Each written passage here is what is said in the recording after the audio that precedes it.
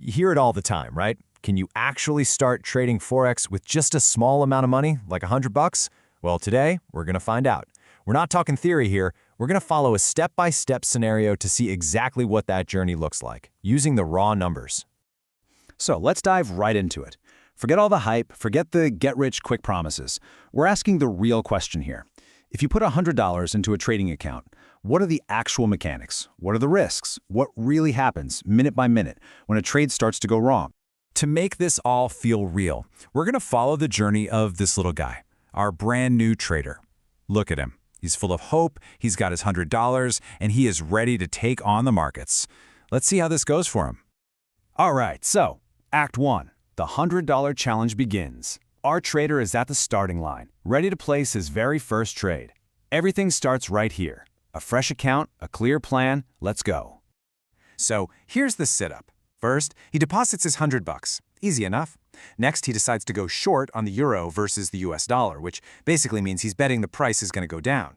He opens a position of 5 microlots, and his broker requires a 1% margin to hold the trade. And this right here is the magic and the danger of leverage. His position has what's called a notional value of $6,000, but he doesn't need $6,000 to control it. The broker only requires him to put up 1% as collateral, which comes out to $60. This is his required margin. So 60 of his $100 are now locked in just to keep this massive trade open. And here's a look at his account right after placing the trade. The most important number to watch here is the margin level. It's at a healthy 167%. At this moment, everything looks great. The trade is on, he's got a buffer, but as we all know, the market doesn't just stand still. And this brings us to Act 2. The market starts to move, just not in the direction our trader hoped it would. This is where the real test begins. And this is where those numbers on the screen start to matter. A lot. And there it is. The euro/US dollar pair rises by 80 pips. Now remember, he bet it would go down.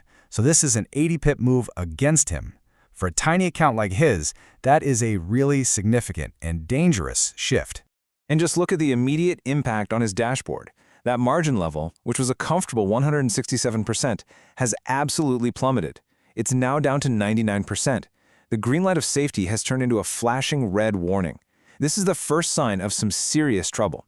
This little table shows the damage perfectly. His equity, that's the real-time value of his account, has dropped from $100 down to 60. He's got a floating loss of $40.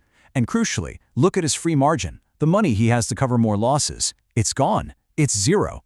His safety buffer has completely vanished. Now this whole situation has a name. It's called a margin call. This isn't the end of the line just yet, but it's a huge alarm bell. Because his margin level dropped below 100%, the broker is basically screaming, hey, you're in the danger zone.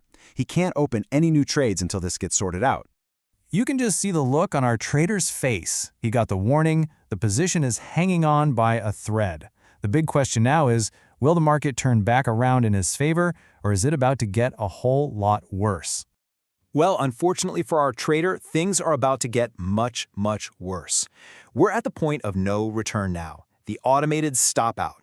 This is a system designed to protect everyone involved, but it is ruthless. The market does not reverse. In fact, it keeps rallying against his short position, shooting up another 96 pips. For an account that's already on the brink of disaster, this second wave is absolutely devastating. And here's the result of that. The margin level completely collapses, falling all the way down to just 20%. This is no longer a warning. Hitting this level triggers an automatic, irreversible action from the broker's system. And that action is called a stop out. You can think of it as the broker's ultimate safety net. See, they can't let a trader lose more money than they have in their account. So they set a stop out level, in this case 20%. And the second your margin level hits that point, the system automatically closes your losing trade, no questions asked. And that is exactly what happens. The platform executes the stop out. There are no more chances. The trade is forcibly closed by the system. It's over. So, after all that drama, what's left? Let's take a look at the aftermath, the really sobering result of this one single trade on our trader's $100 dream. Here it is, the final snapshot of the account, that initial $100 deposit, all the hope, the strategy. It all led to this final stark dashboard. From $100 all the way down to just $12. That is a staggering 88% loss. Just gone on one trade. And you know, what's truly sobering about this whole thing is that a total market move of 176 pips isn't some crazy, once-in-a-lifetime event. That can easily happen in a single day or two of just normal market volatility. For a small, highly leveraged account, normal can be fatal. And this right here is the perfect illustration of trading's double-edged sword. Leverage gives you the power to control a huge position with just a little bit of money. It feels like a superpower for sure. But as we just saw, that power comes at a very steep price. So the question isn't just, can you trade with $100? It's what is the real cost? And is that a price you're willing to pay?